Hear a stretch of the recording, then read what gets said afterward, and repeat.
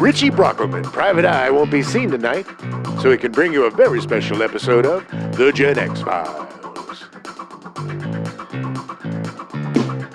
Welcome to The Gen X Files. I'm Jim. I'm Adam. And today's show is all about Mississippi Burning. Oh, baby. Oh, man. Oh, what a great movie, but not an easy movie to watch. No, it is not. But still, God, man, I think we debated for our last Gene Hackmonth movie. Mm-hmm. We thought about Unforgiven, but we thought that was more of a Clint Eastwood theme movie because it's one of his best, his Oscar winner. Yeah. And Mississippi Burning really kind of neatly fit into the kind of crime theme that we had going with French Connection. And I know he's an investigator, but he's not a cop in the conversation. But it's still very, the characters are all complicated. There's a crime happening. Right. And all of the characters aren't easily likable characters. No. I think out of all of his oeuvre, as the elites say, these are three of his most complex performances. And that's saying a lot for an actor who always brings something extra to the table in anything that he's doing. Oh, yeah. This character is very nuanced. It's very interesting because there's a lot of backstory that they don't talk about that informs this character. Oh, yeah. I mean, they do a little bit about him being from Mississippi and why did he leave and all this stuff. But, like, even before they say all that, you can see it, that it's there. And, like, he fought to get on this case and that he wanted to go down and do this because he had that insight into what Mississippi was. Right. And maybe he had some things to atone for. True. Maybe by being a sheriff in Mississippi. Yeah. And, man, the subtle acting of Gene Hackman in this, in the eyes, the way his eyes can flash from good-natured to just, I'm going to murder you. Oh, my God, when he's in that Klan bar. Oh, my and, God. And it's like, hey, guys, I'm just going to be one of you. Let me tell you a story. And then the flip switches, and it's, woo. Michael Rooker, he got his... paid for it. His nuts in a ringer, literally. Yeah, and I just want to say something really quick, because we're not a very political show. We don't like to talk about politics because it's not what we're about. We're about having fun and celebrating the stuff that we love and the 70s and all sorts of stuff. But I do want to mention this, and I was talking to Adam about it. When I first watched this movie in college in 88. 88 when it came out, yeah. I was aghast, man, that of the things coming out of these people's mouths, that this was part of American history, and not that far off from where we were. No, it was 20-some years later. Yeah, it's basically like all this stuff was happening in 1998. If it was happening now, if we were watching the movie now. And back then, I just could not understand how this could be. It's hard to believe that was happening. Yes. Yeah.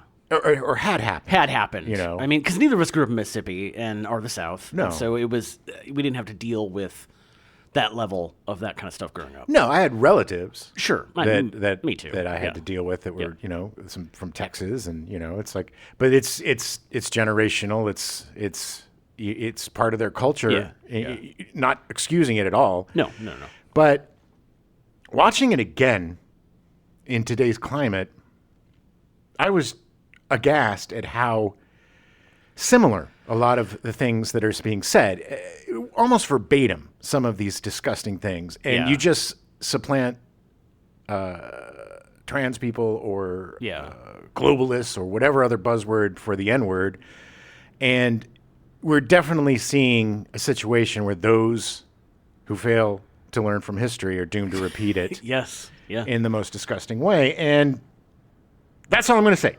I just wanted to point out that if you did watch this movie as a younger person, and as we all did, and you haven't seen it in a while, and you watch it now, I'm curious to see what you think in terms of what's going on today. The other thing that I will say about the differences of watching it, when I first watched it, I was all Willem Dafoe. I was all Agent Alan Ward, baby. Passionate, like, F you, I'm going to do it my way. He was an idealist, Because I was an idealist, But now that I'm more Agent Rupert's age, Gene Hackman's age in the film, close to it, I see his side, which is you have to nuance this stuff. You can't come Yeah. in as a wrecking ball and expect people to do what you want. You have to finesse this stuff if you want to get what you want. And I will have to say that this was such a different experience watching this movie. Yeah. As you know, Willem Dafoe's age, or younger, much younger than him. I was still a teenager. Yeah. But going from then to being a middle-aged old man. Yeah.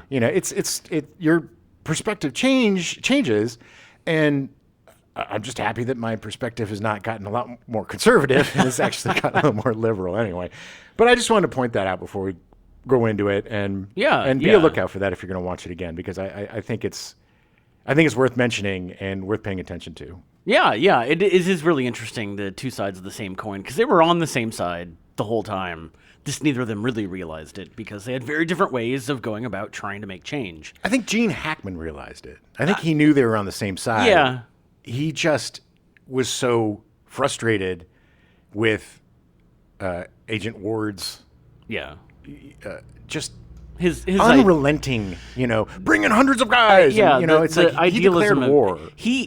Defoe's character decided that this is the way the world needs to be, and so this is how it has to be. Yeah. And it's not like I'm not going to look at the way people actually are. Right. It's just that they have to be this way, and why can't they be this way? Yes, I am so righteous and right. The greatest example of that is when they first pull into town and they go to the diner, and there's the white section and then there's the black section, and he immediately goes and sits in the black section and starts asking questions to this kid, and the kid's just like, yeah, no, bye. You're doing this in front of everybody, right? Everybody's staring at us. Yeah, everybody's staring at me right now, and you're asking me to talk to the FBI.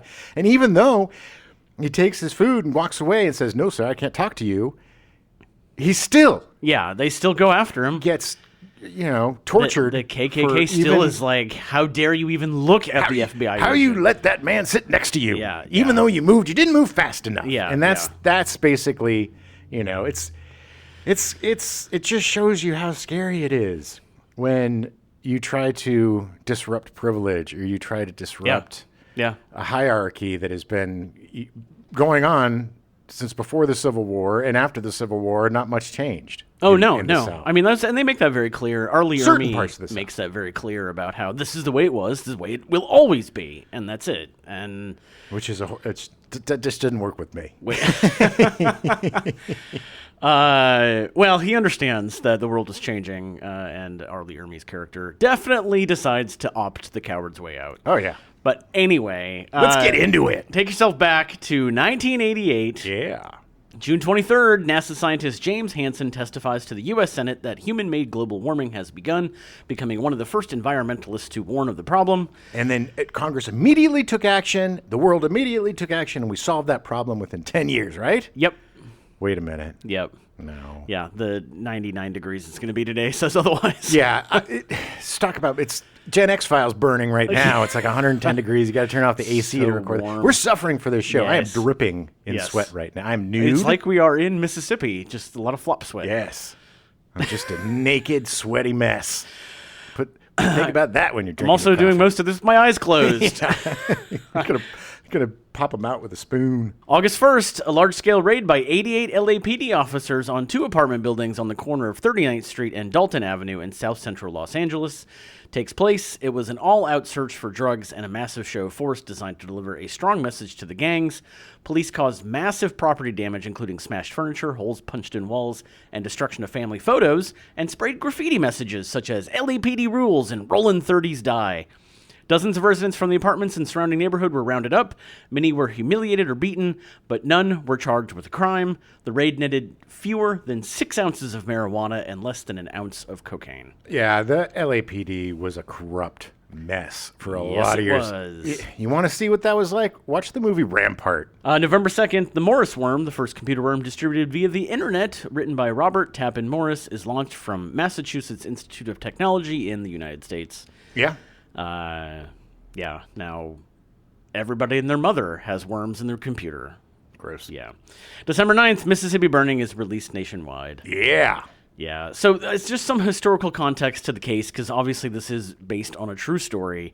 I want to get the facts of the case out first before we start talking about the movie. And also, this is not going to be the easiest show we've done. Yeah. You know, there's a lot of stuff in here that is despicable and disgusting and hard to watch. It was hard to watch a lot of that movie. Yeah. There were definitely scenes that I was like, I wish this wasn't on right now. And I mean, the actors are so good. Brad Dourif, Michael Rooker, Stephen Tobolowsky, Pruitt Taylor Vince. These guys are really good at playing their parts. Yeah. And it makes it even more horrifying because it's just so...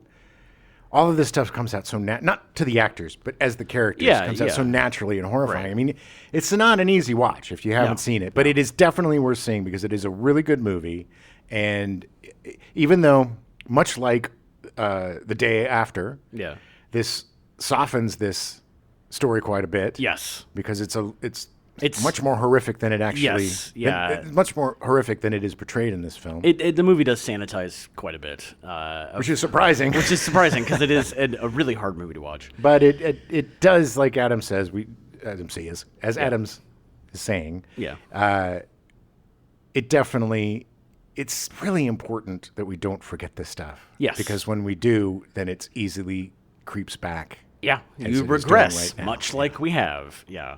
So on June 21st, 1964, civil rights workers James Chaney, who was black, and Andrew Goodman and Michael Schwerner, who were Jewish, were arrested in Philadelphia, Mississippi by Deputy Sheriff Cecil Price and were taken to Neshoba County Jail. The three men had been working on the Freedom Summer campaign, attempting to organize a voter registry for African Americans. Price charged Chaney with speeding and held the other two men for questioning. He released the three men on bail 7 hours later and followed them out of town. This is something I just want to point out. This is all over trying to register African Americans to vote. Yes. This isn't, this is just pointing out to people their right. Right, that they are, as to have a Americans, voice. to be able to vote. Yes. And people trying to quash that. Yes. After Chaney, Goodman, and Schwerner failed to return to Meridian, Mississippi on time, workers for the Congress of Racial Equality, also known as CORE, placed calls to the Neshoba County Jail asking if the police had any information on their whereabouts. 2 days later, FBI agent John Proctor and 10 other agents began their investigation in Neshoba County. They received a tip about a burning CORE station wagon seen in the woods off Highway 21, about 20 miles northeast of Philadelphia. The investigation was given the codename MeBurn, short for Mississippi Burning, and top FBI inspectors were sent to help with the case. On August 4th, 1964, the bodies of the three men were found after an informant nicknamed Mr. X in FBI reports passed along a tip to federal authorities. They were discovered underneath an earthen dam on a 253-acre farm located a few miles outside of Philadelphia, Mississippi. All three men had been shot. Andrew and Michael had been shot once through the heart, and James had been shot in the head 3 times. There was also evidence that Andrew wasn't dead when he was buried, as red clay was found in his lungs. Horrifying. 19 suspects were indicted by the U.S. Justice Department for violating the workers' civil rights. On October 27, 1967, a federal trial conducted in Meridian resulted in only 7 of the defendants, including Price, being convicted with sentences ranging from 3 to 10 years. 9 were acquitted, and the jury deadlocked on 3 others. Nobody served more than 6 years. There's a great scene in the movie. Not a great scene, but there's a very telling scene in the movie where 3 men are brought up on charges of... Was it the hanging? I think it was, I think it was supposed to be the lynching of... The attempted lynching of the farmer. The farmer and the arson of his house and the blowing up of his house. Killing all his livestock. Yeah. And the judge... It's like, well, y'all guilty. Y'all pleaded guilty. And you did a horrific crime. But I gotta say, I understand why and where you're coming from. Yeah. We have outside agitators coming in here and provoking you to do this crime. So I'm sentencing you to 5 years, but we're gonna do time served. Yeah. So these guys... They got away with it. Yeah, the only reason, in the movie, the only reason why the guy didn't die is because his son came back and was able to get him before he was completely hung. I mean, technically, all these 19 people, except for one, which we'll talk about later, got away with it. Nobody served more than 6 years. Well, the problem is, too, is the FBI couldn't charge There wasn't a federal murder crime. There's no, So it had to be conspiracy or racketeering, or it could have been it was the RICO Act if it was around then. There was no federal murder charges, right? That they could levy against them because it was on Mississippi State ground. So because Mississippi was still mired in racism and segregation and all of this hateful rhetoric, there's no way that they were going to bring up murder charges against these men. Yeah. There was no way that they were going to put the sheriff or the deputy in jail. No. It's the good old boys, Well, the irony of the judge essentially using the FBI and the federal government as a scapegoat, saying, well, of course he did this, when if they weren't there, if the FBI and the government weren't there, these guys probably would have done this anyway. Right. For some other reason, and then they would just have been made up some other excuse. Again, demonizing the FBI. Yeah. Something that never happened again, right? No, not at all.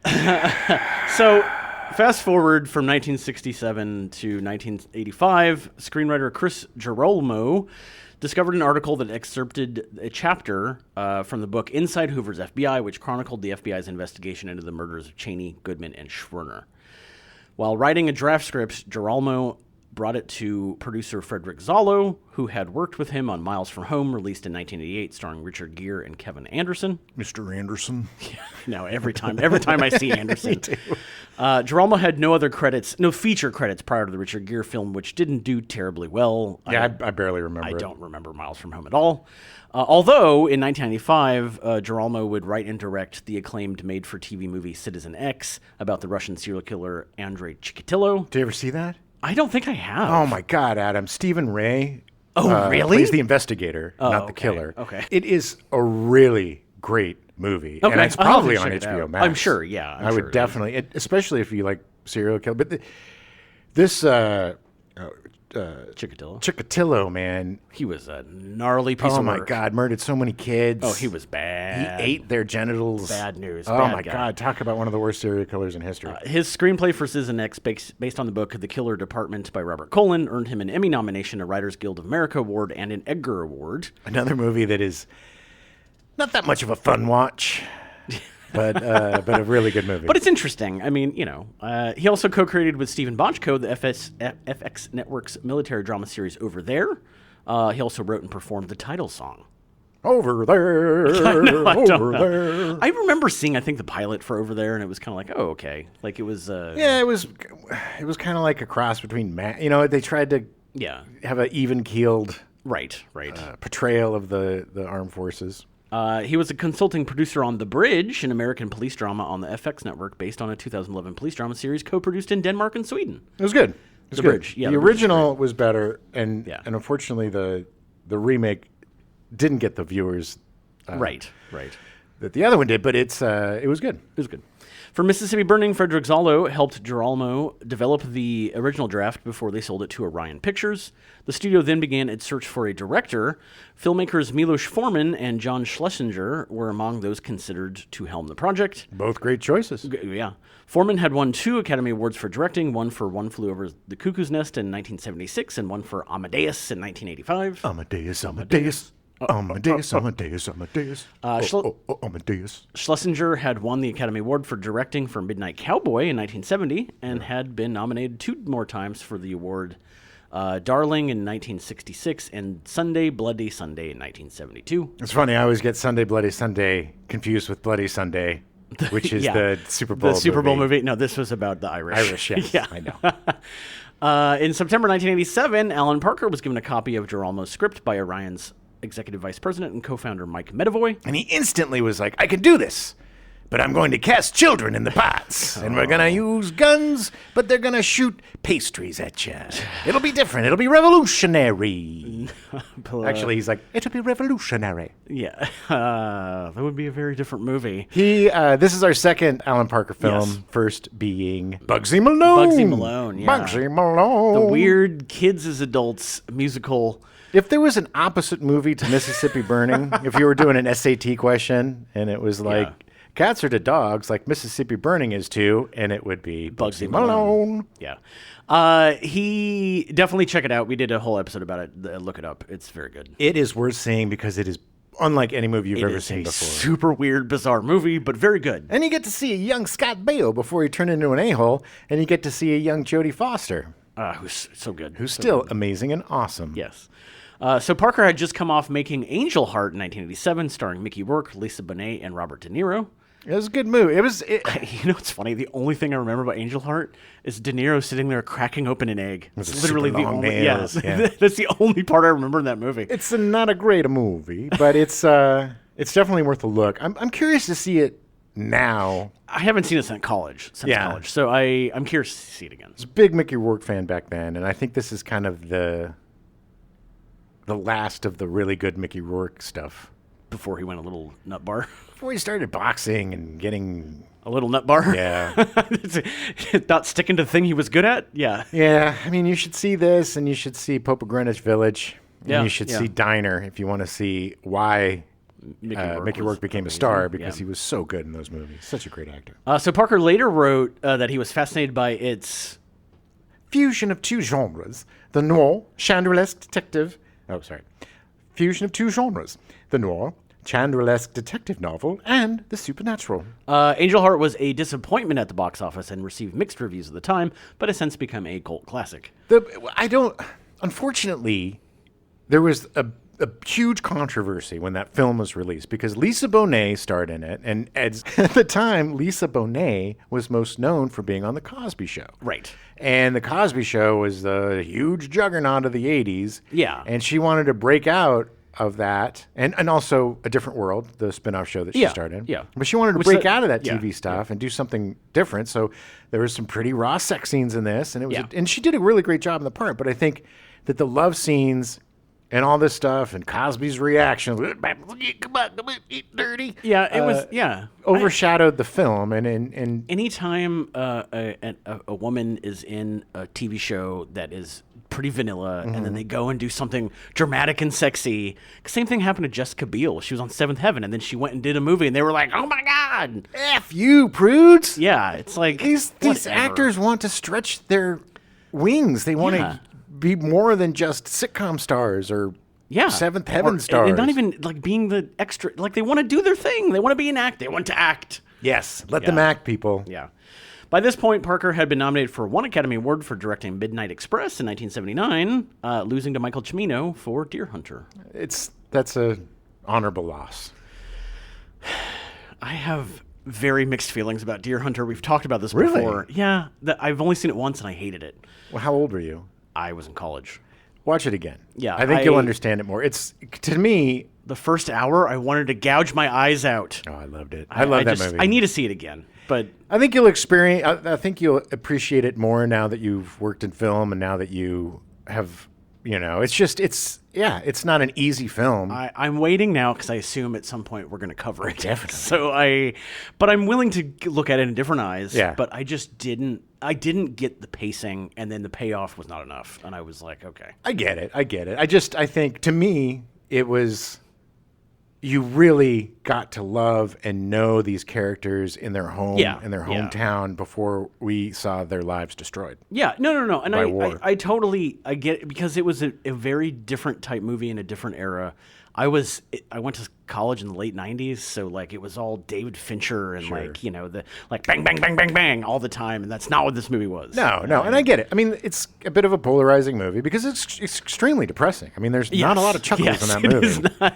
But it's got one of the greatest casts It got American great cinema, performances. and it's just heartbreaking. To me, it's Cimino's best movie. I'm looking forward to revisiting it when we finally cover it. So when Parker traveled to Tokyo, Japan to act as a juror for the 1987 Tokyo International Film Festival, his colleague Robert F. Colesbury began researching the time period of Mississippi Burning and compiled books, newspaper articles, live news footage, and photographs related to the 1964 murders. Colesbury met Parker in 1980 on the musical Fame, where he was the first assistant director. I want to live forever.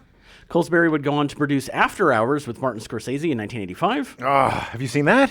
No, I have still not seen After Hours. Again, this is something I planned on watching, but I figure we're going to cover it. We are, but so it was one of my favorite Scorsese movies just because it's so off the wall and different for him. Yeah. Greatest thing Griffin Dunn's ever done. Cheech and Chong are in it. To be honest, I think I may have seen it in college. Now that you're talking about Griffin Dunn and But there was another movie that I think I confused with. Anyway. But it's a great take on insomnia and New York, and it's just, I love it. Okay. In 1999, Colesbury began his association with HBO as executive producer of The Corner, a 6-hour miniseries adaptation of The Corner, A Year in the Life of an Inner-City Neighborhood, a nonfiction book by Baltimore Sun reporter David Simon. David Simon, I love him. Former Baltimore police detective Ed Burns. Not Ken Burns, but Ed Burns. No, Ed Burns. And not Ed Burns, the Not director, Ed Ed Burns, Burns, the director, no. the cop. The show was nominated for 4 Primetime Emmys in 2000, winning 2, including an award for Outstanding Miniseries and 1 a Peabody Award. Have you seen that? I've not seen the original. I've seen The Wire, but I've not seen the original. Oh, man, you should see The Corner. I'm sure I'll look to see if it's available on Max. In 2000, Colesbury created the HBO series The Wire, written by Simon and Burns. Simon Burns, Colesbury, and George Pelecanos were the brain trust of The Wire. One of the absolute greatest television shows ever created. Yes. Hands down. No argument. Yeah. Colesbury had a recurring cameo on the series as homicide detective Ray Cole, which I did not know. Oh, yeah? He was posthumously awarded a Peabody for the show in 2004 after dying from complications during cardiac surgery at the age of 57. Ugh, too young. Way too young. He had so much more to do. Such a talent. Yeah. Upon returning to the United States, Parker met with Colesbury in New York and spent several months reviewing the research. Giralmo described his original draft script as a big, passionate, violent detective story set against the greatest sea change in American life in the 20th century, the Civil Rights Movement. For legal reasons, the names of the people and certain details related to the FBI's investigation were changed. On presenting Clinton Pell's wife as an informant, Giralmo said, the fact that no one knew who Mr. X, the informant, was, left that as a dramatic possibility for me. In my Hollywood movie version of the story, that's why Mr. X became the wife of one of the conspirators. The abductor of Mayor Tillman was originally written as a mafia hitman who forces a confession by putting a pistol in Tillman's mouth. Yeah. Giralmo was inspired by Gregory Scarpa, a mob enforcer allegedly recruited by the FBI during their search for Goodman, Cheney, and Schwerner. The fact that they leave that ambiguous, like they don't explain the goon squad that he brings in. Oh, I know. With Tobin Bell and... Well, we're going to do it your way. Well, I got some guys. The best is when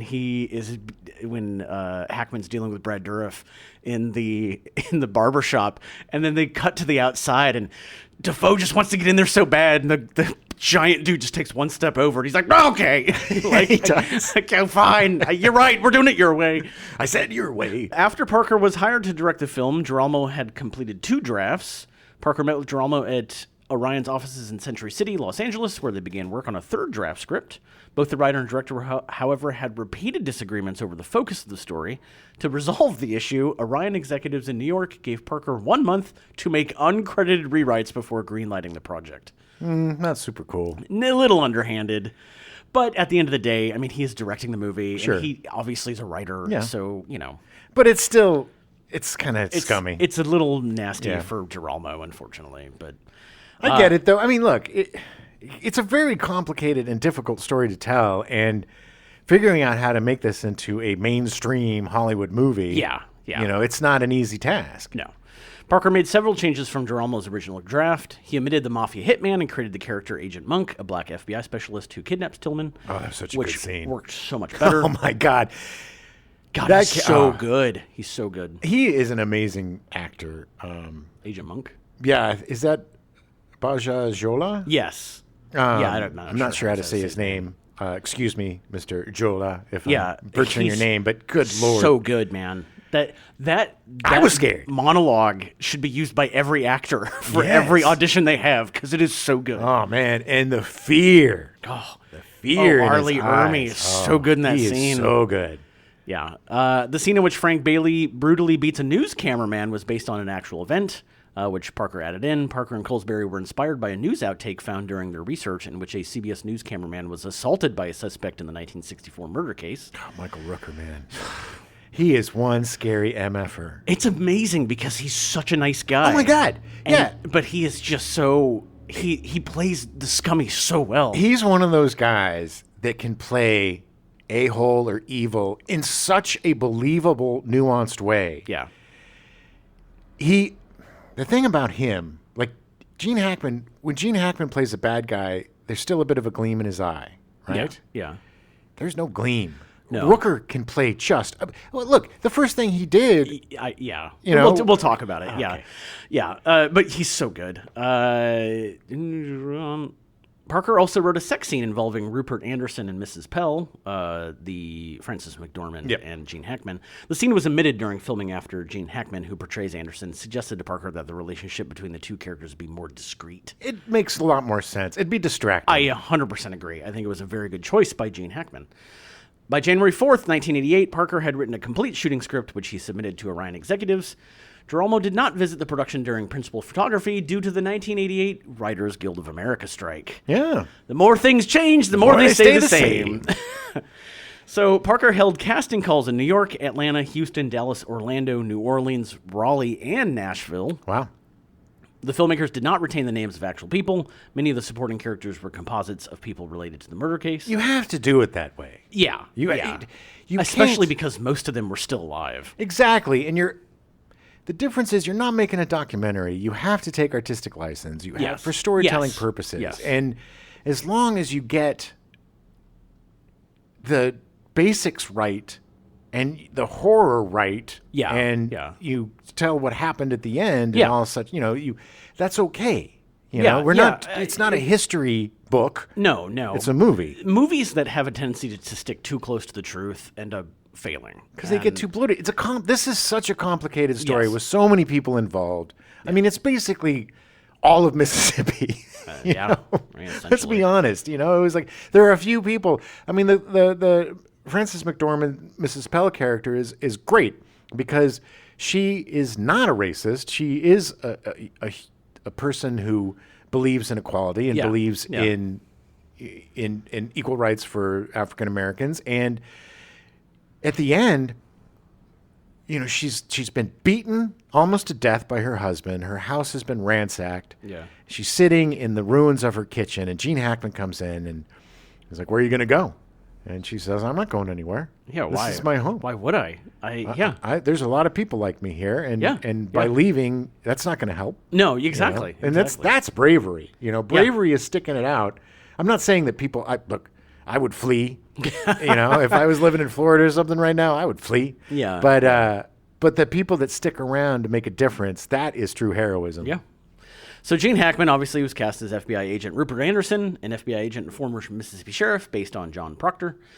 Brian Dennehy was briefly considered for the role before Orion suggested Hackman. He would have been great. He's got that same gleam, he would have been great that too, same likability, and that same intensity. By this point, Hackman was a bona fide star, his largest role being that of Lex Luthor in the 1978 Superman and its sequels in 1980 and 1987. Mr. Luthor! Between 1985 and 1988, he starred in 9 films, making him the busiest actor alongside Steve Guttenberg. The Goot! This is the second time that Hackman has had the crown of being the most prolific actor in a 3-year period. Because everybody wants to work with him. In 1985, he released Twice in a Lifetime, starring Hackman as a married steelworker in a midlife crisis who becomes attracted to another woman, played by Anne Margaret, co-starring Ellen Burstyn, Amy Madigan, Ali Sheedy, and Brian Dennehy. Okay. He also released Target, a mystery thriller co-starring Matt Dillon. Oh, it's a guilty pleasure. Oh, really? Yep. I've never seen Target. I thought it was based off of The Store. Yeah, it is.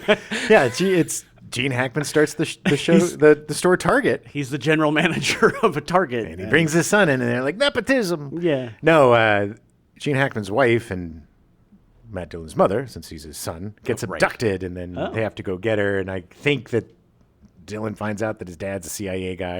It's one of those, Those are like, those I didn't know you had thriller. a past. There's so many of those like father-son thriller movies back then. Where it's like, we got to go get mom. 1986, he released Power, starring Richard Gere and directed by Sidney Lumet. Hackman plays a smaller supporting role in the movie, but he also released Hoosiers, co-starring Barbara Hershey and Dennis Hopper. Yeah, basketball. Huge movie. In 1987, he released No Way Out, a neo-noir political action thriller co-starring Kevin Costner, Will Patton, and Sean Young. I really enjoyed that movie. I think it's an underrated movie, but it is so 1987. Oh, really? Baby. I want to say I've seen it. I don't remember it. Again, Gene Hackman deliciously playing the good guy, bad guy role. Okay. And a great, one of the best performances by Kevin Costner ever. Oh, really? Yeah. Okay. That same year, he also released Superman 4, The Quest for Peace, with Hackman returning as Lex Luthor. Big mistake. Despite sitting out Superman 3. Should have stayed up before. There was a lot of money involved. I guess. I mean, seriously, the reason he came back was because they like tripled his salary. Here's a truck of money, Mr. Luthor. 1988, Hackman was in 5 movies released that year, including Mississippi Burning. Also released Bat 21 with Danny Glover, with Hackman as a pilot down in North Vietnam. Bat 21. Which we have literally talked about like 10 times. It's a great movie. It's such an underrated movie. It didn't do that well in the box office. I remember I used to manage a video store in college, and I remember picking up that movie and being like, oh, I love Gene Hackman. Yeah. And bringing it home, and I love Danny Glover, and I was not disappointed. Nice. He also released Split Decisions, starring Craig Sheffer and Jeff Fahey, with Hackman as their boxing coach father. Yeah, not great. Yeah, okay. He also released Another Woman, written and directed by Woody Allen, co-starring Jenna Rollins, Mia Farrow, Ian Holm, Blythe Danner, Betty Buckley, John Houseman, Sandy Dennis, Francis Conroy, Philip Bosco, Martha Plimpton, and David Ogden Stiles. Yeah, as Woody Allen does, he gets everybody and their mother to be in a movie. Well, that was before everybody knew. I know. And actually, after everybody knew, people didn't really care then either. And the last movie, the 9th movie that was released in that 3-year period, was Full Moon in Blue Water, co-starring Terry Garr. Nice. Reunited again. Yeah.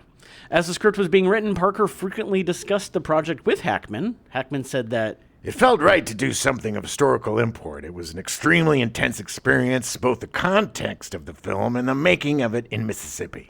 Gene Hackman decided that he would no longer make violent films after seeing a brief violent clip of his performance in this film taken out of context in his eyes at the 1989 Oscars. Yeah, well, they probably showed the scene of him beating the F out of Stephen Dourif in the barbershop. Yeah.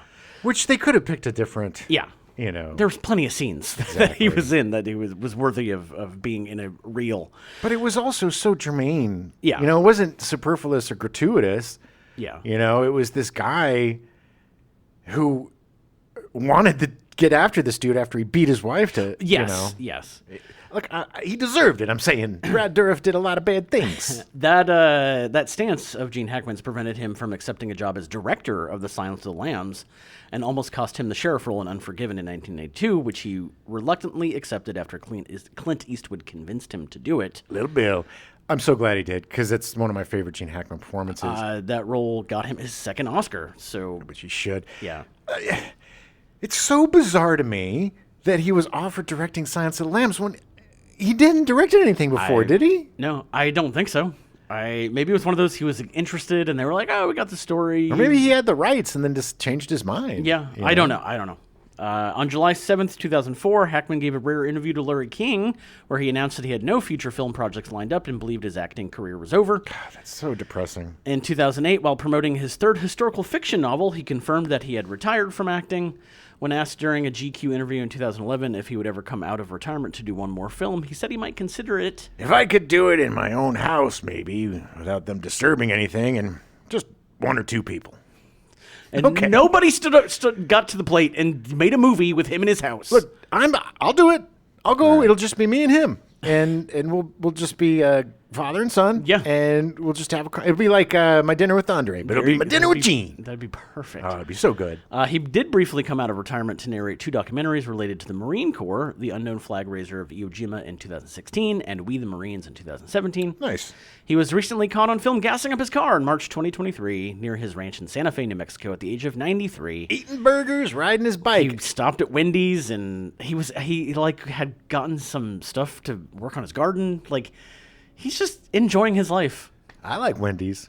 Well, he used to go to the Wendy's in Santa Fe, New Mexico, and you might run into him. Camp out there and be like, "Can I buy you a Frosty and a Baconator?" God, he's just so... It would be so amazing just to say hi. He's such a good actor. Well, because it's a small town, right, that he lives in. Outside of Santa Fe. Yeah, it's a small area. His next door neighbor is probably 8 miles away. Sure, but everybody in town knows him. And they probably don't care. That's just Gene. That's not Gene Hackman. It's just Gene. This is Gene. Gene's coming in to get his Baconator. Oh, yeah, he's a nice guy. He just hangs out. Yeah. He wants his Baconator.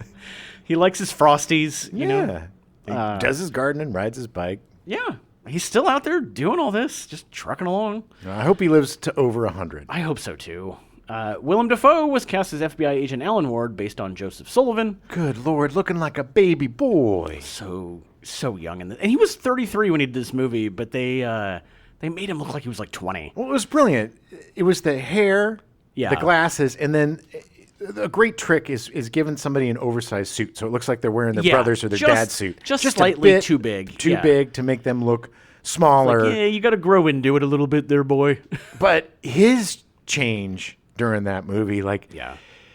it is so interesting to see an idealist having to deal head on Yeah. with the truth and then realizing your idealism is not going to solve this problem. Yeah, You're going to have to do some things that is not going to sit right with you, buddy. Yeah. There's like so many times you can stop and go, why are people like this? Yeah. I mean, it's like, dude, yeah, they are. So you have to figure out a way to deal with it. it is really, really hard to put yourself in the shoes of some of these people. Yeah. Especially Michael Rooker's character, Frank Bailey, who is just an evil, evil son of a bitch, you know? I mean, Oh, yeah. There's no redeeming quality to him. There's no redeeming quality to Pruitt Taylor Vince as Lester Cowens. All these guys are just despicable human beings. Yeah. And, you know, I'm sure, you know, when they're back with their wives, it's just like they're these small little men with small little minds and huge, huge chunks of fear that are ruling their lives that make them these despicable, hate-fueled, violence. But they don't see it as fear. They see it as, of course not. We're doing the thing that we're supposed to be doing. We're doing the because Lord's work. These are not people. Yeah. It's just. But that's why it's hard for me. I can't look at somebody and think you're not a person. Like that boggles my mind. Even these people, even the people that are, you know, I try to figure out why. You know what I mean? It's like, Yeah. I don't want to just discount and hate somebody. You know, I understand generations and generations of racism and hate, and if you never leave Yeah. your little white enclave of racism, it's really difficult to break out of that. But people do. Yeah. You know, because yeah. it's basically hate in your heart or no hate in your heart. You know. I there are certainly people in this world, like most of these white supremacists, that I really hate. Yeah. But not enough for me to try to hang them. No, of course not. So after filming The Last Temptation of Christ, directed by Martin Scorsese, Dafoe expressed interest in playing Ward. Oh my God. There was so much controversy Yeah. around that film. Death threats and I think Scorsese was excommunicated. And he was Yes. a devout Catholic. Yes, I'm pretty sure he was. And the whole thing about this movie was him pondering Jesus Well, as a man he was portraying him as a human being. and what Jesus's human side would entail. And that to me is interesting. Yeah. Whether you believe in it or not, it's interesting to explore the human side of a God. Right. And I mean, literally being told that you have to go die for everybody Yeah. else, but you're just you. And it's like, oh, man? Like, really? yes. Like, what do you do? Yeah, and he did a lot of things that men do and humans There you do, go. and it's just crazy. Yeah, well, that's, again, ignoring certain parts of the Bible. Yes. Picking and choosing, yeah. People are very precious when I get it. I get Yeah, it. You know, yeah. that's the whole reason to their being, basically. But Yeah. you know, you got to leave room for other interpretations. True. Dafoe wasn't the only one campaigning for the part. Don Johnson pushed as hard as he could to be cast as Ward. Johnson was in the middle of his Miami Vice run and was trying to parlay that success into other media. This was around the time that Johnson released his album Heartbeat. Heartbeat. He was trying really hard to not just be the Miami Vice guy. Yeah, which is the one thing that propelled him to stardom. There's too much baggage. Don Johnson is a great actor. I Yeah. love Don Johnson. I love Miami Vice, one of my Yeah. favorite shows ever. But the baggage would have been distracting because we all would Yeah. have just seen Sonny Crockett Yeah. in, Yeah. you know, and also, quite frankly, he was too old. Yeah, actually, to be honest, at this point, yes, I agree. So Parker traveled to Los Angeles, where he met with Dafoe to discuss the role, and then Dafoe was cast shortly thereafter. To prepare for the role, Dafoe researched the time period in Neshoba County. He also read Willie Morris's 1983 novel The Courting of Marcus Dupree and looked at 1960s documentary footage detailing how the media covered the murder case. Willem Dafoe fascinates me. I bet you, because he just seems so in love with acting Yes. and making movies Yes. and so in love with the process. and so excited about it. He's not annoying when it comes to his process and all of that, which a lot of people can be. Perfect casting with him and Hackman playing off each other. Oh my God. And they have such good chemistry. Yeah. So Dafoe had just come off an supporting actor nomination for his role in Oliver Stone's Platoon.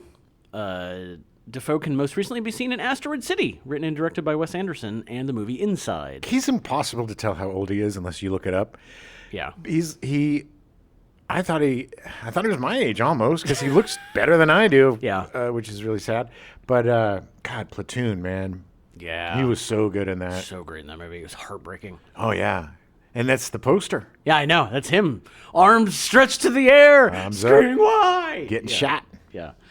For 2023 and beyond, he has 7 movies in post-production and 2 more currently filming. Well, technically not anymore with the SAG-AFTRA strike still happening as of this recording. Right.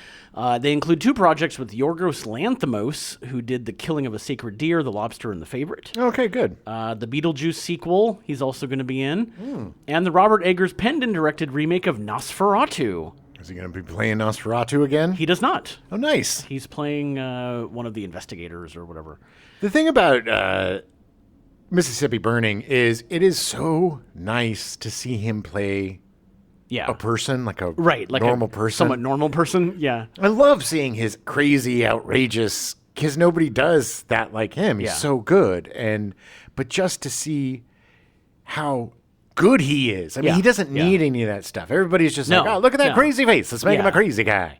But he's making the weird choices. But in this movie, he is just impeccable. This is why in the last Spider-Man movie, when they had him come in from the previous franchise and all the multiverse stuff, the scene where he was just like begging with Peter to like, no, man, like I just want us to get along and be normal. Yeah. Like it was so good. Yeah. It was so good. He's just such a good actor. The best. One of the best. Dafoe received an Oscar nomination for Best Supporting Actor in 2001 for Shadow of the Vampire about the making of the original Nosferatu, and in 2018 in the same category for The Florida Project. Frances McDormand was cast as Mrs. Pell based on Connor Price. McDormand's first professional acting role was in Derek Walcott's play In a Fine Castle, also known as The Last Carnival, which was funded by the MacArthur Foundation and performed in Trinidad. Ooh. Of all places. Why not? That's a pretty crazy first role. You're going to Trinidad, Francis. In 1984, she made her film debut in Blood Simple, the first film by her husband, Joel Cohen, and brother-in-law, Ethan Cohen. They would get married. They were married earlier that year. Yeah, she's in the vows. He made him say, and I vow to have you star in every movie that me and my brother ever make. She was fantastic. Oh, she is. Everybody talks about Meryl Streep, and I love Meryl Streep, and Meryl Streep is arguably one of the greatest American actors ever. Yes. But I believe Frances McDormand is equally as talented, if not a little bit more. Yeah. And doesn't get the due. She is just so unbelievably talented. Yes. It almost hurts me how talented she is. And I remember seeing Blood Simple. Yeah. And loving that movie, loving her in it, and that was the beginning of my torrid love affair with the Coen Brothers movies. Yeah. And her. And she is so different in every part she plays. If this part, as compared to Dot in Raising Arizona, you wouldn't think it was the same actor. Yeah. If you looked at both of these parts.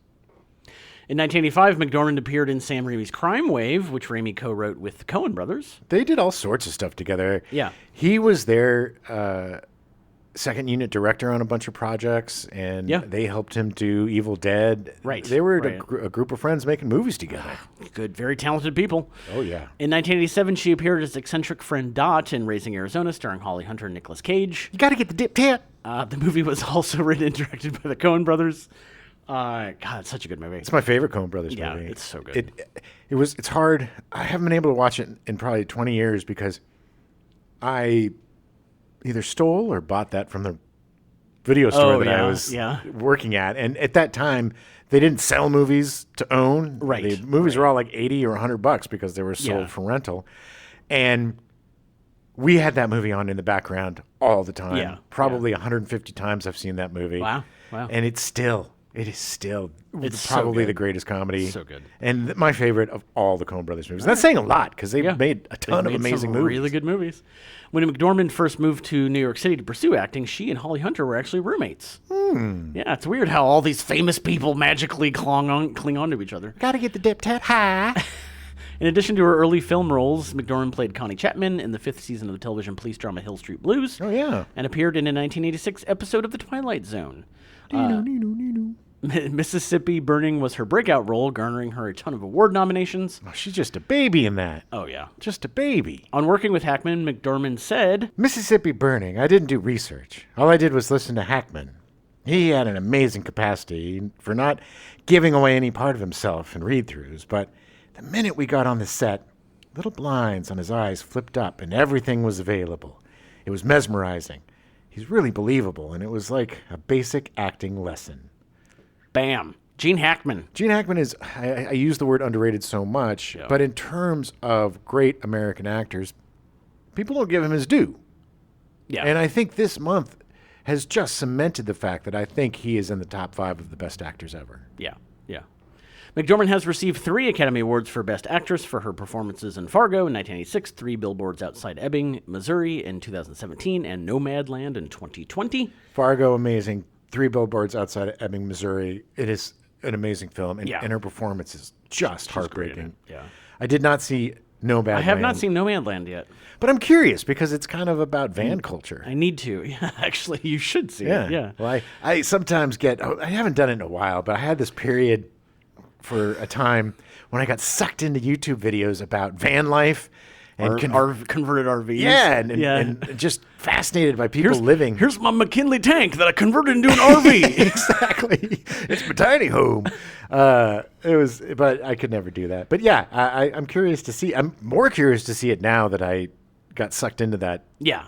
That world. All that world for a little while. For producing Nomadland, she was also awarded the Academy Award for Best Picture, making her the first person in history to win Academy Awards both as producer and performer for the same film. Interesting. I did not know that. Huh. Yeah. She was also nominated for Best Supporting Actress in 2000 for Almost Famous and for North Country in 2005. She hasn't won Best Supporting Actress, but has won Best Actress every single time she was nominated. Stay away from her, baby. Yeah. She gonna eat your lunch. You get nominated at the same time as her, you're gonna lose. And rightly so. Yeah. Sorry, but she is one of the greatest actors we ever had. She also won 2 Emmys for Olive Kitteridge in 2015 and a Tony in 2011 for her performance in Good People. She just needs a Grammy, and then she's got the EGOT. Get a spoken word, something. Come on, just get her on something. Anything. Yeah. She's got to be able to. She got that smoky, I smoke 18 packs of cigarettes a day voice. Get her on doing a torch song or something. Yeah, exactly. In total, as of 2023, she's been nominated for 350 awards, winning 170 of them. Good Lord, where does she put them all? She's got a really big mantle. It's just like, damn, we got to put in another shed for my awards. McDormand can most recently be seen in Women Talking from 2022, written and directed by Sarah Polley. McDormand was a producer on the film, earning an Academy Award nom for Best Picture. She can also be heard in the TV show Good Omens as the voice of God. Now I want to see it. Another actor that has never, ever given a bad performance. Might have been in a couple of stinks, but never gave a bad performance. Yes. Brad Dourif was cast as Deputy Sheriff Clinton Pell, based on Sheriff Cecil Price. Chucky! Yeah.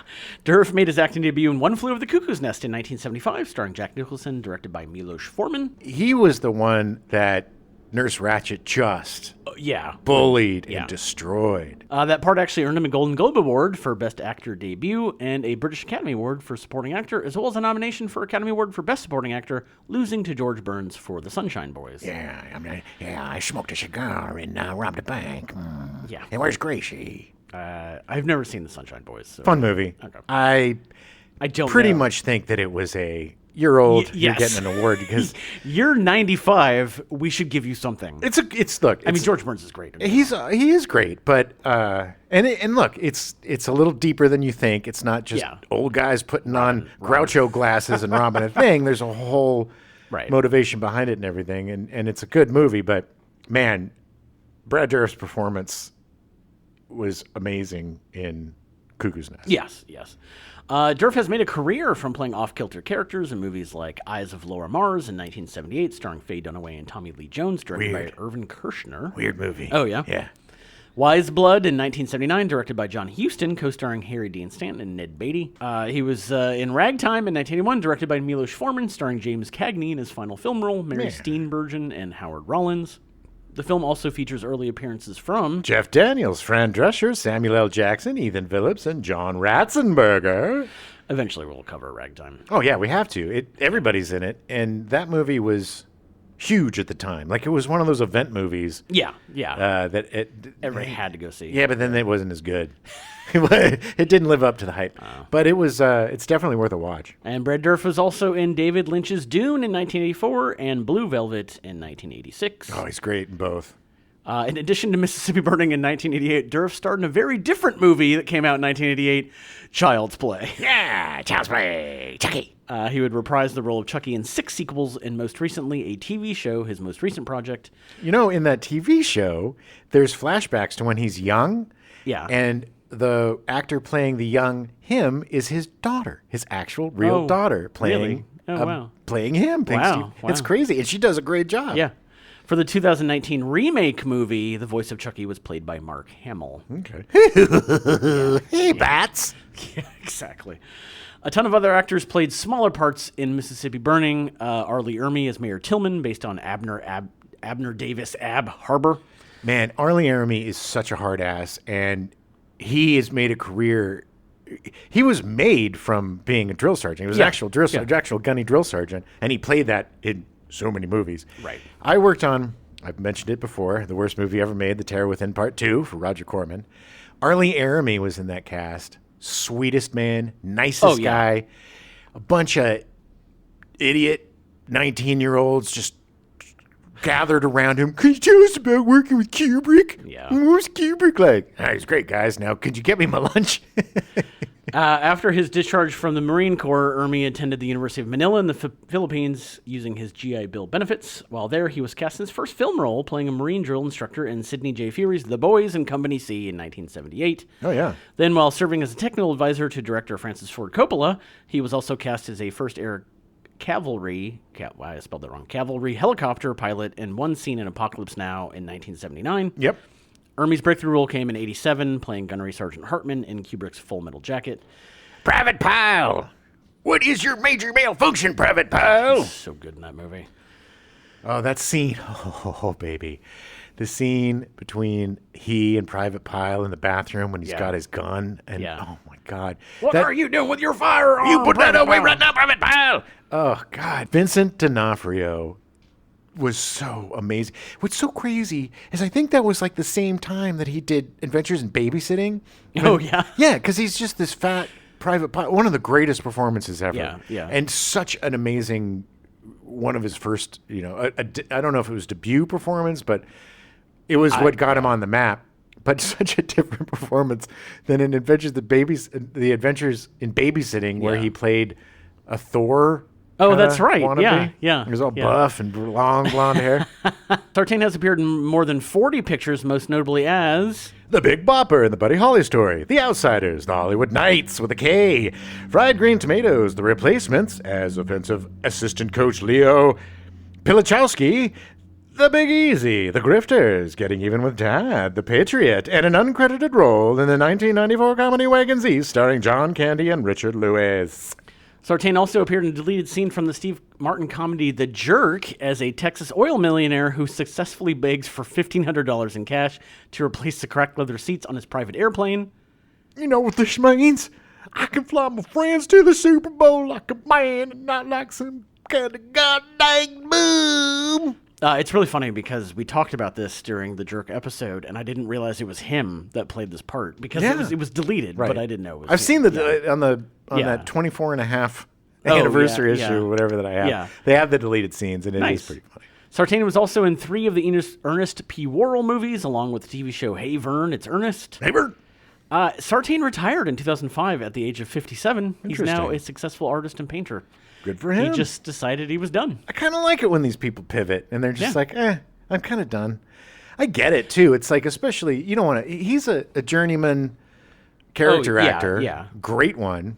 And you gotta get tired hustling, man. I'm getting tired. And you get in your 50s and you're just like, I just don't have the energy anymore. I'm getting some royalty checks. Yeah. It's cool. I'm going to do my own thing. I'm going to paint. I'm going to relax. I'm going to do my own thing for a change. I like to believe, because it was 2005, it was shortly after Gene Hackman said he was retiring. So Sartain was like, we can do that? Okay. Yeah. They went to lunch and he's like, I'm out of here. Yeah. Well, I'm going to go paint. That's a good idea. Let's go to Wendy's and have lunch and talk about retiring. Stephen Tobolowsky was cast as Clayton Townley, based on Samuel Bowers. Tobolowsky had just come off a performance in Spaceballs as the captain of the guard before playing a very different role in Mississippi Burning, the white supremacist who co-founded the White Knights of the Ku Klux Klan and became its first imperial wizard. He is scary. But not scary in a No. But the eyes, man. God, yes. In the eyes, there's so much hate and anger in those eyes. Yeah. And the greatest scene, his greatest acting scene in that movie is at the end. Yeah. When they're cuffing him and they're bringing him through his sawmill or whatever it is, and all of his African-American workers are watching him being led away in cuffs. And the look on his face, the humiliation and the hate is just insane. He deserved... It's so funny, too, because he's just so known for playing a goofball all the time. Yeah. And so good at playing a lovable goofball that seeing him in this is jarring. It is. It's really weird. During his Klan scenes, some of the extras were actual members of the KKK. What? The irony, as pointed out by Tobolowsky, was that he is, in fact, Jewish. Right. So... he's up there talking about how the Jews are taking over everything, and he's, at the age of 72, Tobolowsky continues to work in film and TV. Like, he still is coming out with 1 or 2 movies every year. Great. He is one of our great supporting actors. So good. Always good. Always good. And he's another guy, talent crush, that anytime I see him in something, I know I'm going to watch it because he's captivating. And he's such an oddball in so many movies, but he also is so great at playing straight, regular characters too. Right. He's not just Ned Ryerson from... He's a good actor. Yeah. From Groundhog Day. Needle-Nosed Ned. Yeah. Needle-Nosed Ned. Michael Rooker was cast as Frank Bailey, based on Alton Wayne Roberts. More believable as a murderer, Rooker made his film acting debut as Henry in Henry, Portrait of a Serial Killer in 1986. Have you seen that movie? Yes. It is the most disturbing serial killer movie I've ever seen because it is so real. Yeah. And there's no glamour, glitz, there's no glorifying or like in Seven, making everything really stylized. Yeah, yeah. It is just this nasty, dirty and gross. Dirty cinema verite movie about one of the most prolific, disgusting serial killers. In 1988, along with Mississippi Burning, Rooker appeared in the John Sayles film 8 Men Out. Obviously a very different part. Yes. Rooker will next be seen in The Western Horizon, co-written, produced, directed, and starring Kevin Costner. Pruitt Taylor Vince is Lester Cohen's, based on Jimmy Snowden. Vince's first film role was in Jim Jarmusch's Down by Law, but all of his scenes were cut. Down by Law. Have you seen Down by Law? Oh, yeah. Oh, my God. Tom Waits, the lead singer of the Lounge Lizards, and Roberto Benigni. Jack. Such an amazing film.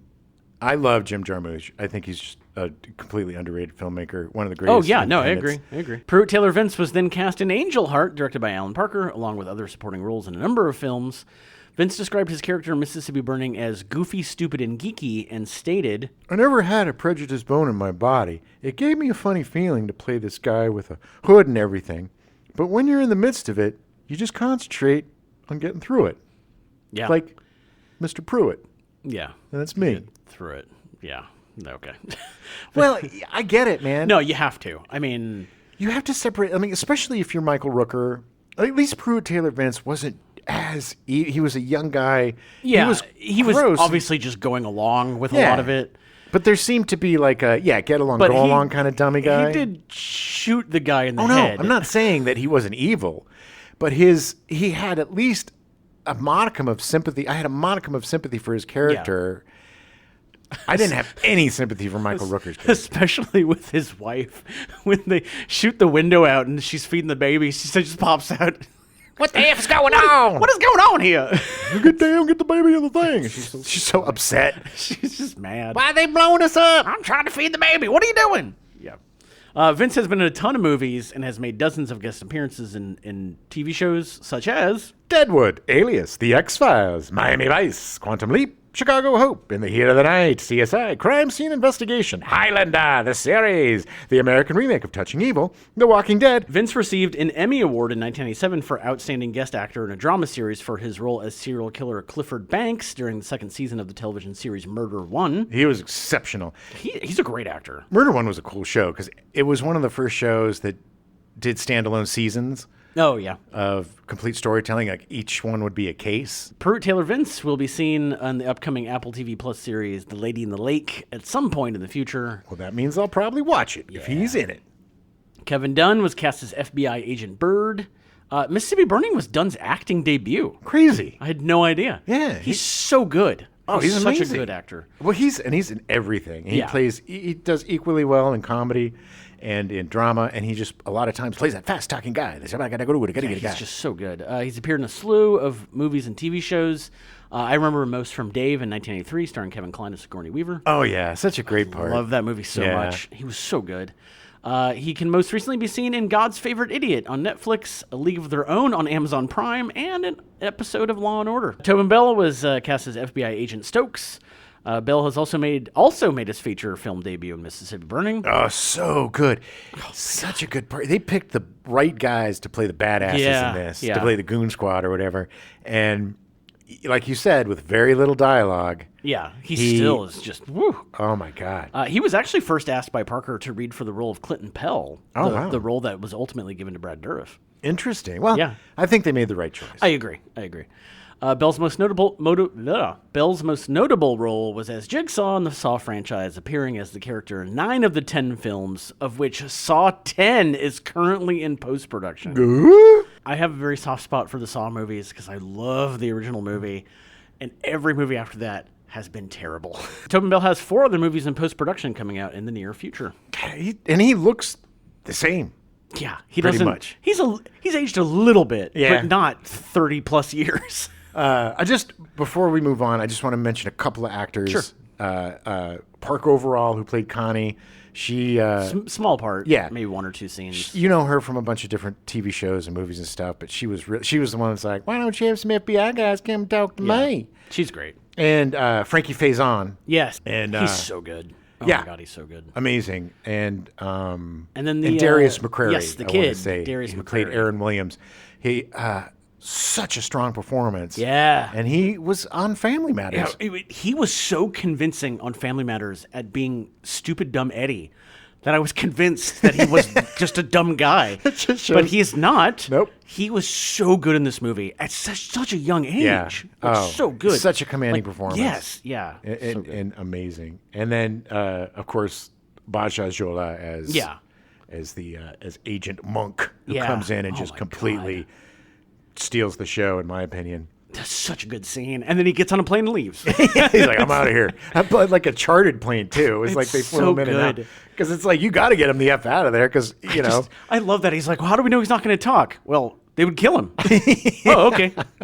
That's the level we're dealing with. All right. A lot of threatening testicles in this movie. Oh, my God. Oh, man. But that was a thing, too. I mean, that was a disgusting thing that these racists did. Yeah. They would castrate these young men. Yeah. For no reason. No, because they don't. Anyway, well, it's out of fear and jealousy and inferiority. Yeah. So during the screenwriting process, Parker and Colesbury began scouting locations. They visited 8 states based on suggestions made by the location department. The shooting script required that a total of 62 locations be used for filming. In December 1987, Parker and Colesbury traveled to Mississippi to visit the stretch of road where Goodman, Cheney, and Schwerner were murdered. Oh. The filmmakers were initially reluctant about filming in Mississippi. They expressed interest in filming in Forsyth County, Georgia, before being persuaded by John Horn, the head of Mississippi's Film Commission. Parker also met with Mississippi Governor Ray Mabus, who voiced his support of the film's production.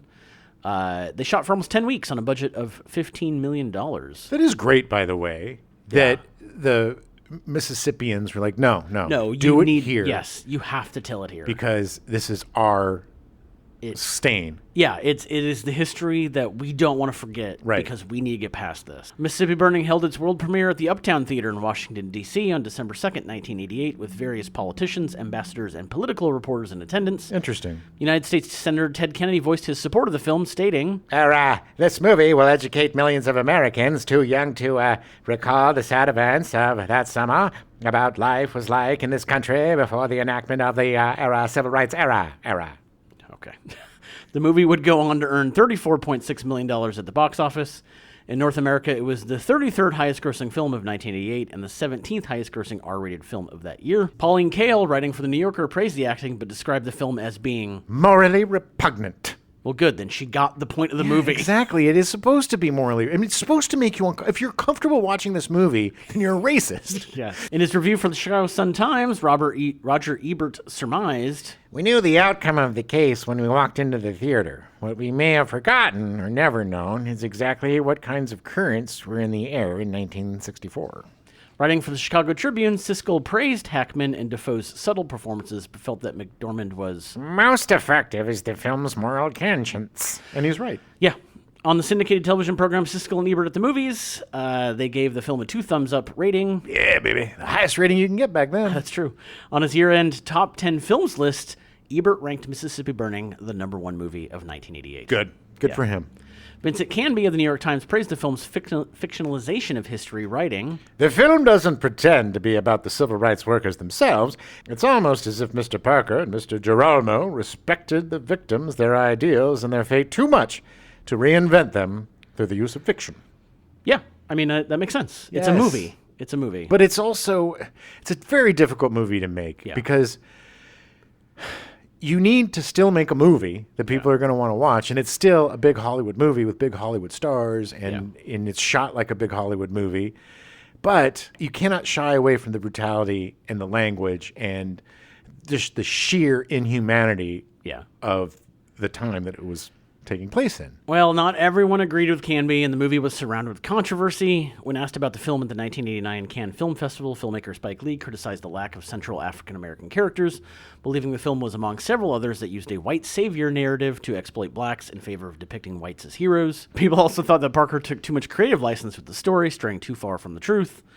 In response to these criticisms, Parker defended the film, stating that it was fiction in the same way that Platoon and Apocalypse Now are fiction of the Vietnam War. But the important thing is the heart of the truth, the spirit. I defend the right to change it in order to reach an audience who knows nothing about the realities and certainly don't watch PBS documentaries.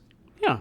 You know, I mean, more people were going to see this movie than people were going to watch a documentary about this case. Right. And maybe watching this movie got people interested enough to find out a documentary. I did. I wanted to learn more about this when I watched it because I was so outraged. And I get it, but there is no movie based on reality that is fact. There is no movie based on reality, Schindler's List, any of them that don't take artistic license because it's a film. Right. Regardless, on February 21st, 1989, former Neshoba County Sheriff Lawrence A. Rainey, who had been acquitted in the 1967 federal trial, filed a lawsuit against Orion Pictures, claiming defamation and invasion of privacy. The lawsuit, filed at a United States District Court in Meridian, Mississippi, asked for $8 million in damages.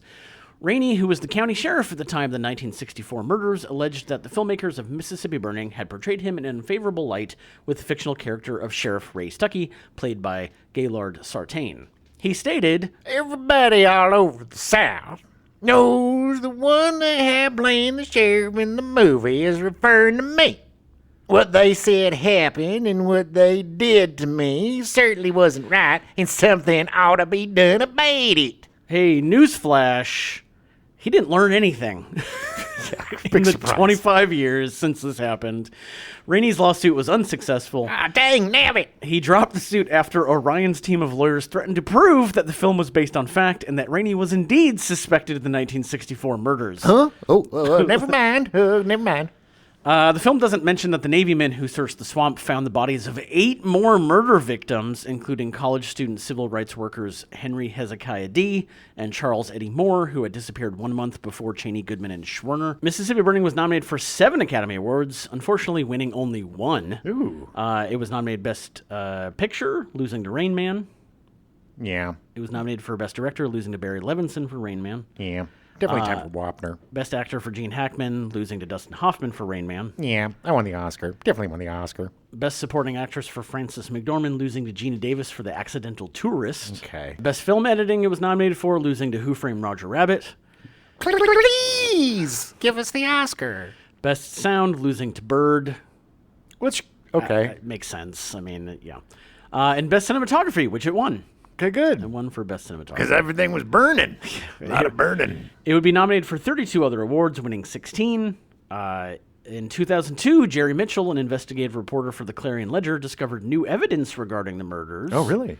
He also located new witnesses and pressured the state of Mississippi to reopen the case. Stevenson High School teacher Barry Bradford and 3 of his students aided Mitchell in his investigation after the 3 students chose to research the Mississippi burning case for a history project. Oh, wow. The identity of Mr. X was a closely held secret for 40 years.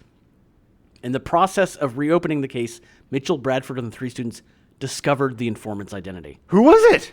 Mr. X was revealed to be Maynard King, a highway patrolman who revealed the location of the civil rights workers' bodies to FBI agent Joseph Sullivan. Whoa, was he there? Was he one of the guys that were there? I don't know. I don't think so. It's possible. In 2005, one perpetrator, Edgar Ray Killeen, was charged for his part in the crimes. Killeen, a local minister, had been strongly implicated in the murders by witnesses, but the jury came to a deadlock on their charges, and the federal prosecutor decided not to retry them. He was probably a billion years old by then. On May 7th, 2000, the jury revealed that in the case of Killeen, they deadlocked after a lone juror stated that she Could never convict a preacher. got away with it because he was a preacher. Yeah. In his 2005 trial, he was convicted of 3 counts of manslaughter and received a 60-year sentence at the age of 80. Yeah, so he'll be fine. He died in prison on January 11th, 2018. Good. He spent 13 years in jail at the age of 80 for a crime that he committed 50 years prior. It's bittersweet. You want them to be captured at the time, but there's also kind of a just dessert to somebody who thinks they got away with it. Yeah. And is getting near the end of their life, and it's like, no, you're going to He spend. hadn't paid for it.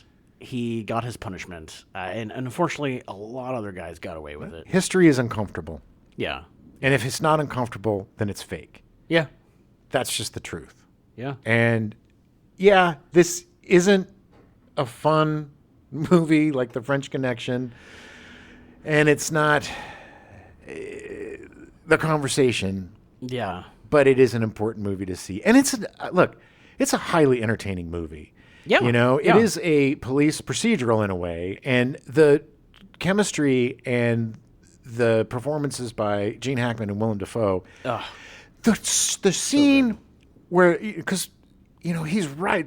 Gene Hackman is riding Dafoe the whole time. He's like, "You're a fool." He's like, what does he say? He's like, you speak, but you don't listen, and that makes you a fool. Yeah. And when it comes to, because they're always at it, but when it comes to the head, when he grabs him and slaps him, Oh, my God. there is nothing more humiliating you can do. Slaps him so hard. Is to slap a man. Slapping a man, especially back in the time, was a lot more humiliating than a punch. Yeah. Because it's just and Well, and he responds yes, by pulling we finally his gun. see Willem Dafoe pull his gun, cock the trigger, cock the hammer, push it against his face, and he's like, "You don't have the guts to pull the trigger." And he's like, "Oh, maybe I do." And it's like, that's what had to happen. But that's what has to happen with guys like that. Yeah. There's certain people that you have to have a fight with to become friends. Yeah. Or you have to Yeah. finally come to a head to and come to that absolute last step before you can be like, okay. And what happens right after that? Willem Dafoe's like, we're going to do it your way. Yeah. Because I want this so bad.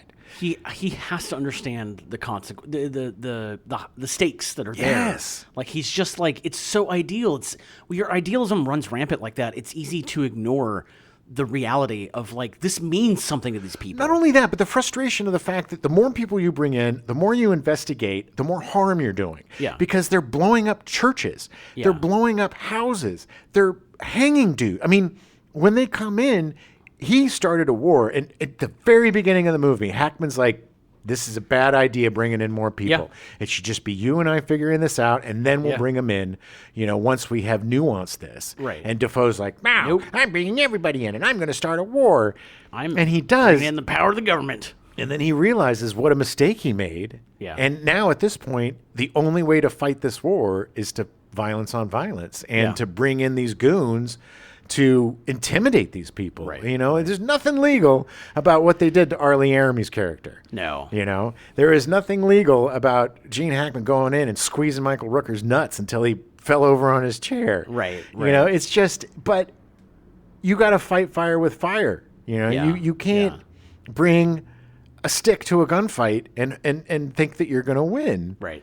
And it wasn't necessarily getting down on their level, because getting down on their level is just the lowest level there is. Right. But it is fighting on their terms, and the smugness of these racists as they're watching all the National Guard members, the futility of them going through the swamp, going, "You're never going to find them, boys." Yeah. You know, and knowing that they're going to get away with it.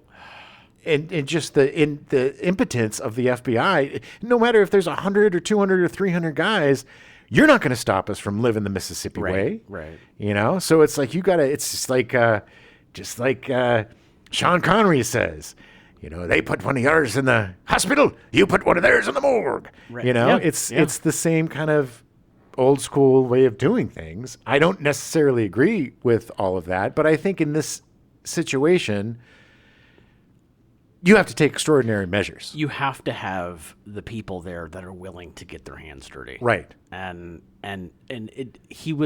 Dafoe's character was not willing to do that until he absolutely had to. Right. And realized and saw just what had to be Because done. he knew one of the great lines, and we had to push it back because the mix was so bad. I'm looking at you, Showtime. Yeah. Was the only way to open the can of worms is from the inside. Yeah. Which is you've got to have to break somebody, one of these conspirators, Right. to Right. pop off on everybody else. And there's no way that they were going to get that to happen legally. No. The only way they're going to happen is to kidnap, To make him Arlie think that Ermey, his friends are trying to murder him. or make them think that yeah, a black yeah. dude's going to cut off his nuts. Well, yes, I was thinking of Pruitt Taylor Vince. Yeah, or and Pruitt getting Taylor him to Vince. talk. And that was so brilliant, bringing him in the car and driving him through town so everybody could see that he's talking to the FBI. yeah. And then, it was so brilliant. Then, getting the goon squad, Tobin Bell and the guys, to throw on masks and and make pretend him and think lynch that him. that it was like you talked. And then the FBI comes in. We just saved you, man. Yeah. We just saved your life from your friends who were going to murder you. Yeah. And he's just a dummy. He's like, ooh. Well, I don't want to die. Because they're all dummies, you know? Of course they are. And it's just a bunch of dumb, scared, insecure, weak-minded people that just go along to get along, you know? And Well, it's the way it was always done. They can't think outside the box enough to think, well, no, we could maybe get along with people. This is how it was. It's how my mommy did it. It's how my daddy did it. It's how my granddaddy did it. This is how it's going to be. they don't even realize there is an outside of the box. Yeah. To Yeah. them, there is just the box. Yeah. Change is very scary to people who Sure. aren't ready for change. Sure. But, you know, change is a coming. And, Progress is necessary. oh, yeah. And it's not like it's solved. No, You know, no. it's not like the civil Well, and rights it's movement solved all this. Not like all of what they did, all what the FBI did, all the underhanded stuff. It didn't really do anything. No. I mean, nobody served more than 6 years. Like what? You know, And they didn't feel any shame for it. You know, they No. didn't. You know, they still thought that they were doing the right thing. every single one of them walking out of that courtroom, getting suddenly the text of how much time this. Every single one of them was smug Yeah. and just like, yeah, whatever. Especially the sheriff who got off scot-free. Yeah. Who then thought later he could sue Orion Pictures. Learn your history, people. Yep. We'll be back next week. We got a stepdad show, make things a little lighter. yes. Talk more about Gene Hackman, the stuff we went up to, and But above all else, this is an amazing performance by Gene Hackman. Such a Yes. layered and nuanced and difficult performance that he makes look effortless. And this is why we love him so much. That mother effer is an amazing artist who is a master of his craft. And anything that he's ever been in, he's amazing. Whether it's this or Loose Cannons, you know? Yeah. He makes everything better. He does. So get yourself some Gene Hackman, watch some movies, check this movie out. If you got kids, show this movie to your kids. I mean, not the little kids, but high school and up, you know. Show your babies. Get your babies in there. Well, so you're they 7 know. now. You got to watch Mississippi Burning. But it is important. No, it is. It is. It is important because it is a time in our history that a lot of people are trying to erase. Right. And it, even though it's not the complete version or the 100% true version, it definitely captures the horrific period of history that it portrays. Yeah, an era that we don't want to go back to. So we're going to keep progressing forward rather than regressing back. And it's up to us to fight the fight. It is. Fight the good fight, people. It is. We'll see you next week. Take yourself back, Jesus. At that time, what's wrong with my face? Lucy Bonet. Lucy Bonnot. At that time, Lisa Bonet was Jesus Christ. Wow. That coffee is crazy.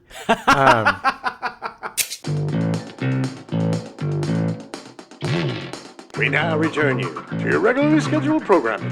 Abigail, already in progress.